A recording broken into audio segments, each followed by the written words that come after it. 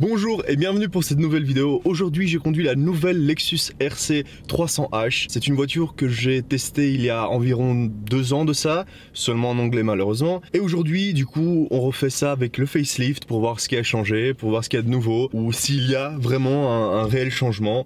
Et on le fait en français aussi ce coup-ci. Donc allons-y, allons faire un tour et parlons un peu de cette nouvelle RC. En commençant par le commencement, niveau design extérieur, la voiture a changé. On peut le voir à l'avant, on peut le voir à l'arrière, avec les feux, avec les stops. Je trouve que ça lui donne une ligne encore plus, en même temps élégante et plus agressive. Ça la modernise et c'est un point très positif. J'adore le design de cette voiture. Je la trouve magnifique. Et bon, ça c'est personnel, à vous de juger avec les photos, les vidéos, etc. Mais moi personnellement, je la trouve magnifique. Ensuite, pour ce qui est de l'intérieur, est-ce qu'il y a eu de réels changements? Ou plutôt, vu qu'on n'a pas fait de vidéo en français, on va juste en parler tout simplement. Eh bien, l'intérieur, c'est très simple. Par rapport à l'ancienne génération, pas de réels changements. Mais ça ne veut pas dire pour autant que c'est quelque chose de négatif. Cette voiture regorge d'options, que ce soit les sièges chauffants, le volant chauffant, les sièges ventilés également, le cuir qui est partout dans la voiture et c'est un bon cuir bien souple comme il faut. Il y a du cuir partout, il y a un peu de bois, donc c'est vraiment un intérieur très élégant, très raffiné, j'adore ça. Le système d'infodivertissement, c'est toujours le même, il marche bien. Ça demande un peu de temps pour s'y habituer avec la petite souris, etc. Mais sinon, à part ça, pas de réelle critique. Faisant partie du groupe Toyota, elle dispose effectivement de tous ces équipements d'assistance à la conduite, que ce soit la prévision de collision, que ce soit le cruise control adaptif, etc. Voilà, c'est une voiture très bien équipée, même de base, et celle-ci est full option. Mais assez parlé d'équipement. Parlons un peu du côté pratique de la voiture. Mais il faut savoir que cette RC est plus que pratique. Petit côté très important, je suis très exposé maintenant à cause de ma lampe, désolé. Petit côté très important, c'est cette voiture peut accueillir 4 personnes, en incluant le chauffeur bien sûr. Donc c'est une voiture assez pratique, on peut y mettre 4 personnes, pas dans le plus total des conforts, mais c'est faisable. Par rapport à d'autres concurrentes où on a un peu de mal parfois, sur celle-ci ça va. Et puis il faut aussi savoir que le coffre est immense. Voilà, c'est un coupé avec un gros coffre, une vraie GT, une vraie voiture pour aller manger l'autoroute et pour aller faire de longs voyages. Donc voilà, côté pratique, gros pouce bleu. Donc on a bien compris, c'est une voiture pratique, c'est une voiture bien équipée, elle a un design fabuleux à l'extérieur. Mais qu'en est-il des caractéristiques? Eh bien c'est très simple, on va commencer par le moteur. Cette voiture est équipée du 2,5 litres essence accouplé au système hybride pour un total en puissance de 220 chevaux, ce qui est raisonnable. Elle a toujours la même boîte automatique, donc ECVT. Elle est bonne pour un 0 à 100 en environ 8 secondes et demie. C'est honnête, mais côté accélération, voilà, il n'y a rien de très éblouissant.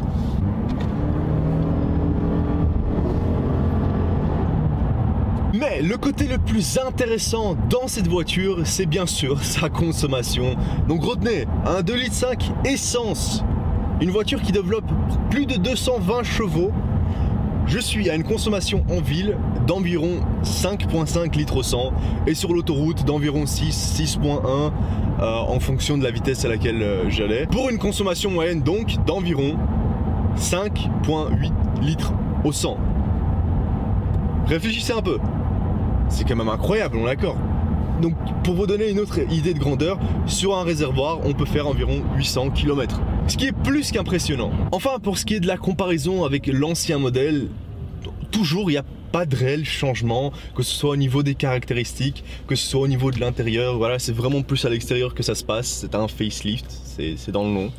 Mais peut-être que je suis devenu plus mature entre temps, je ne sais pas. Mais je crois que sur l'ancienne génération, j'étais arrivé à une consommation moyenne d'environ 7 quelque chose litres au 100. Sur celle-ci, beaucoup moins. Et je crois que c'est plutôt le côté maturité. Comme j'avais dit comme je dis souvent dans ma vidéo, la consommation, ça dépend de la façon dont on conduit sa voiture, des conditions de trafic, etc. Et dans ce cas-ci, eh bien, j'ai conduit la voiture de manière assez posée, calme. J'ai fait de l'autoroute avec, je suis parti, voilà, j'en ai profité, mais sans vraiment la conduire de manière agressive parce que je connaissais déjà la voiture.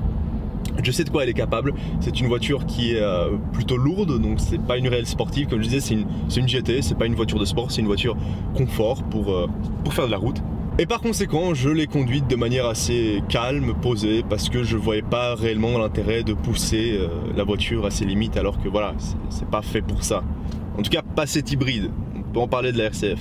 Et vu que j'ai déjà commencé à empiéter sur la prochaine partie de cette vidéo, qui est mon ressenti derrière le volant de cette Lexus RC 300H, eh bien, je le dis, c'est une voiture que j'apprécie beaucoup. Je l'ai déjà dit de la version précédente, et il n'y a pas de changement pour moi. C'est même mieux, parce qu'elle est un peu plus jolie, un peu plus raffinée, elle est un peu plus moderne, peut-être plus au goût du jour, même si l'ancienne est tout aussi belle. Celle-ci a ce petit côté en plus que je trouve vraiment sublime. Le niveau de design est un réel succès, intérieur toujours au top, toujours la qualité, et ça j'apprécie beaucoup. Ça m'énerve de voir une voiture avec un design intérieur incroyable, et puis à côté, ben, les matériaux sont pas top.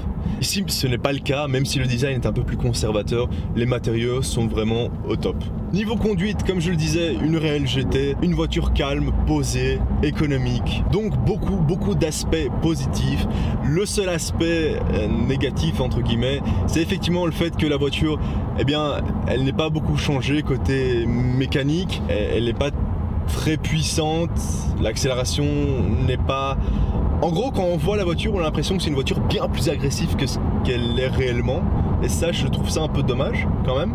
J'aurais vraiment aimé que cette voiture bénéficie du moteur de 4ème génération, comme il est présent sur la RAV4 par exemple. Donc voilà, c'est vraiment le seul l'aspect un peu moins positif, mais pour quelqu'un qui compte utiliser la voiture tous les jours, c'est plus que suffisant. C'est juste voilà, c'est pas une voiture ultra, même si elle a 220 chevaux, c'est pas la voiture la plus agressive ou qui accélère de la manière la plus violente, etc. Voilà, c'est plus une voiture posée, calme, et qui a de la puissance quand on en a besoin, et on la ressent aussi sur l'autoroute. Donc voilà, comme vous pouvez vous en douter, c'est un essai plutôt positif, c'est une voiture que j'aime beaucoup, donc je ne peux que remercier Lexus de me l'avoir prêté, et puis vous remerciez vous d'avoir regardé cette vidéo. J'ai complètement oublié de vous mentionner le prix, et puis j'ai déjà eu une petite critique par rapport à ça, parce que je l'oublie parfois, ou j'en parle pas, parce que bon, il y a des différences entre les pays, je l'ai déjà expliqué. Cette voiture commence à 51 900 € en Belgique, avec TVA, et pour celle-ci, avec l'équipement qu'elle a, etc., on parle d'une Privilege Line. On est sur 56 000 € environ, TVA compris, etc.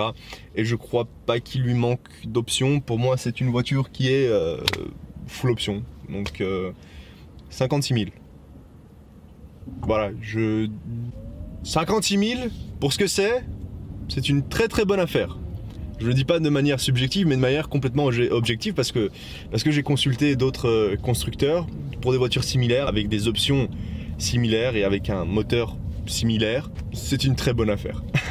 Donc voilà, sur ce, je vais vous laisser. Je vous remercie d'avoir regardé cette vidéo jusqu'à la fin. Si vous l'avez regardé jusqu'à la fin, sinon je vous remercie quand même. J'espère que vous avez entre temps laissé un petit pouce bleu et que vous avez pensé à vous abonner. C'est très important, donc si vous pouvez le faire, faites-le. Ça prend 2 secondes et puis c'est gratuit, donc pourquoi pas.